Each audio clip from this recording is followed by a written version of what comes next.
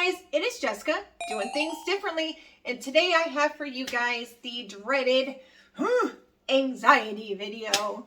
So I have been going back and forth, you know, what I should say, how I should say it, you know, putting together coping mechanisms and, you know, trying to make sure that I say everything correctly. And oh my goodness, it's pretty rough. So I've been dealing with anxiety for probably the last 8 months to a year. It's been, you know, coming and going. It's been like very minor in comparison to what it is now. Before I could handle it, before I just needed to calm down, you're good, nothing's wrong. Now it is at the point where it takes me almost an hour to get through a panic attack. And while anxiety is not a panic attack, they're two very different things. They definitely correlate with each other.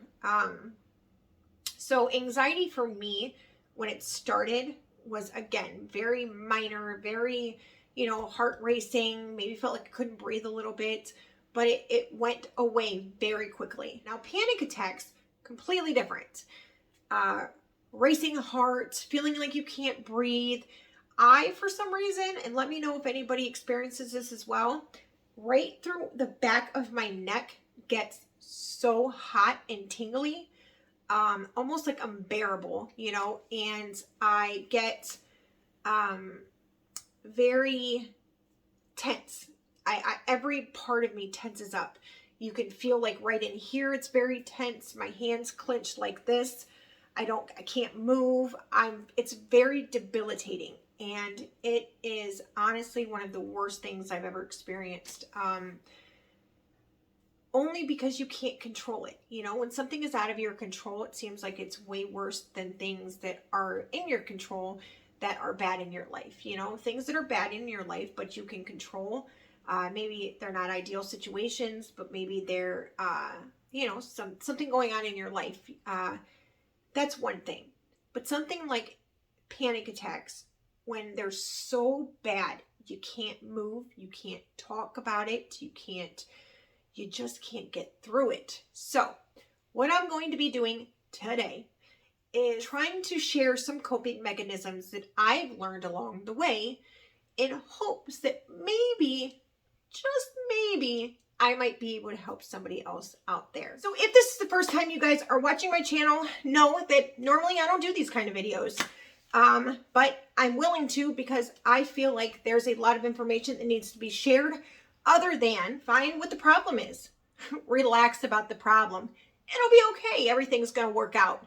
Those techniques, those words almost make things worse. So if this is the first time you guys are coming to my channel, again, I don't do these videos very often, but I am, because I do feel like I can help somebody. So if you guys have not yet subscribed to my channel, please make sure that you do that. Make sure you hit that bell for notifications for every time I upload a new video. And if you guys like what you see, go ahead and hit that like button. And if you guys want to leave a comment down below, know that every single week I do a shout out. Oh yeah. So let's go ahead and get into this video. All right. So coping mechanisms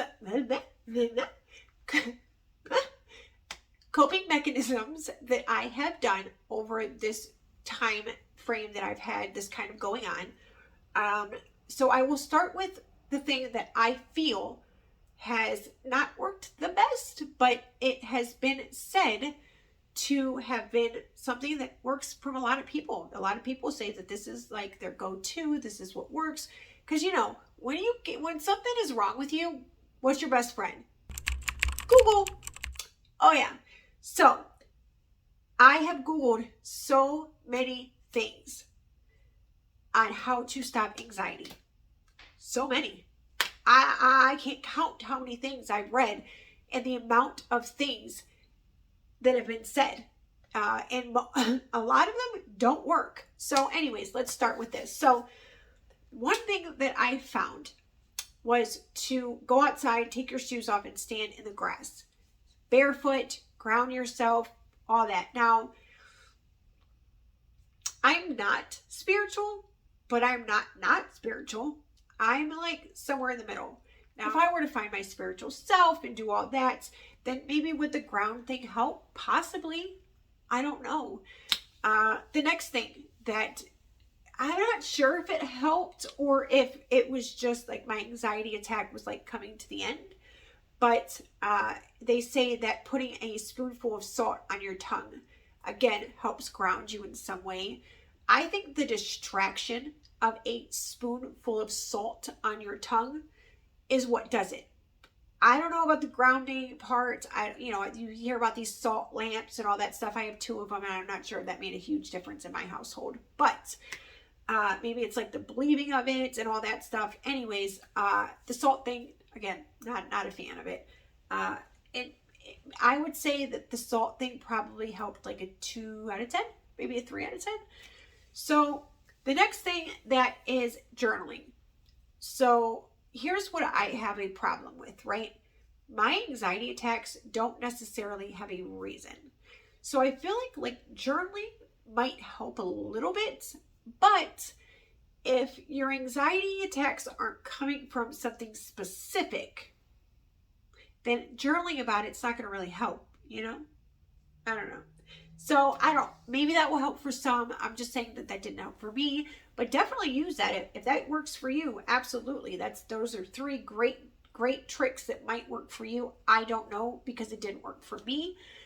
So I can't say that was helpful. So the next thing that I found that actually was helpful was sitting down and having somebody, whoever you want it to be, rub your back, play with your hair, and push where you're tense. And like they have like certain points where you push and it's supposed to relieve the anxiety. Again, I don't know if the pressure point part works, but I do know somebody sitting there and calming you down physically does allow your brain to then calm down as well. And that kind of correlates with everything. So that definitely helps. I would definitely give that like a 7 to 8 out of 10 for me. But I have to get to that point where I can actually sit, because when I have anxiety, I pace. Everywhere I'm pacing. I'm just trying to get my mind to quiet down. And I know they say, just sit, just sit. Sometimes I've tried to just sit and I want to freak out. So that doesn't work for me. But when I can finally get to that point where I am able to sit, somebody there helping, not hugging me, not getting close to me physically, nothing like that, because that makes it worse, but just playing with my back, going like this on my back, tickling it, rubbing it, playing with my hair, all that sort of thing, that actually helps. So next thing that I found that helped is if you go online and you say mind trick puzzles or vision test puzzles, something like that, they'll come up with puzzles and there'll be like a scattered screen and there'll be a 5 in the middle and you have to see that 5 or find whatever number is in the middle. That helped a lot for me. And I was surprised because I thought that would make me feel more anxious because of how busy everything was, but it didn't. And I was very surprised about that and very happy. So that definitely helps. Again, I would give that an 8 out of 10. That somehow tricks my brain to not think about me being so anxious, and it's like, it works. Hey, don't knock it till you try it, and it works for me. So, and what works for me is not going to work for everybody else. So keep that in mind, folks. Keep that in mind. You know what I'm saying? Keep that in mind. All right. Now, the last 2 things that have worked for me, and I'm going to say them in 2 different variations, but basically they're the same. So there's 2 variations of this. One if you're in the car, and one if you're at home or somebody's house or even work maybe. Ice. If you're in the car, you don't have ice, but you have a vent, you have air conditioner, and if you don't have air, maybe keep a cooler in your car every time you drive. Maybe keep a cooler filled with ice. That might work. But I wrap it up in a paper towel and I squeeze it. And I don't know if it's like a mind trick to where like I'm tricking my mind to like feel how cold it is and it's uncomfortable. So trick my mind to get out of it. I don't care what it is because it works. It really works. That's like a 9 out of 10. That's what works a lot of the time. If I'm in the car and obviously I don't have ice, I put my hand and I cover the vent and I just crank the air as high as I can. And I just put my hand there and it will get so uncomfortable there because of how cold it's blasting on my hand, then it almost tricks my mind to think about that instead of thinking about the anxiety attack. So that definitely helps. I forgot to mention that making sure that you're eating correctly, making sure that you're sleeping correctly, and trying to lessen, obviously, the amount of stress you're going through, lessen the amount of pain or anxiety that you are, dealing with. Making sure you decrease any type of stress factor in your life will obviously make your anxiety better. I know that if you haven't eaten all day and you have a panic attack, it's hard to eat when you're having a panic attack. And then even afterwards, you're so drained that you don't even want to. So try to eat, even if it's a little bit, still try. At no point in this video am I saying, don't go to a counselor, do not get on medication, only do this, only try these methods. No, go to a doctor, tell somebody, talk to somebody, get medication if it needs to happen. Do what's best for you. These are only coping mechanisms once you've already talked to somebody. And I also want you to know that it doesn't always have to be a reason. People say all the time, well, why are you anxious? Well, why can't you calm down? Why are you so eagerly frustrated? Because I am? I don't know. You don't have to have a reason. That's okay. Get that in your head. It is okay to not have a reason that you are having a panic attack. Do not try to figure it out. Do not sit there and say, why is this happening? I don't know why this is happening. It will make it worse. Please keep that in your mind. And lastly, don't take it out on other people, because I have been doing that. I can't do that. You shouldn't do that. Your anxiety, your frustration, your anger, all needs to be directed in a way where it's not put on somebody who isn't causing it. Be mindful of how you treat others when you're going through your tough time, and know that the people who are there to help you are there for you in a good way, not a bad way. They're not your punching bag. Be good to the people who are good to you, because it's a good saying, and I stand by it over and over and over. It's the most true statement I've heard. Hurt people, hurt people. Don't hurt the people who are there for you. Okay? That's all.